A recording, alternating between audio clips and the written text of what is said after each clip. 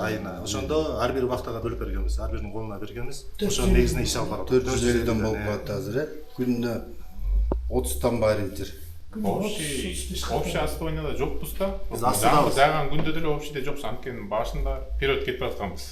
Техника токтогондой. Мисалы гидромас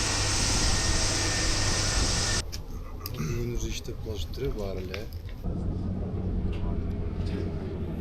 Бүгүн бизде Кыргыз көмүр ишканасында Кара-Кече кесиминде абдан чоң жакшылык болуп атат.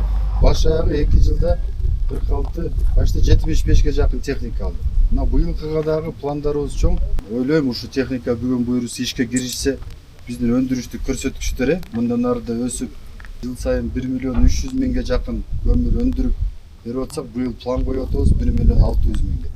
Ошого жараша тиешелүү баягы техниканы да берип атабыз.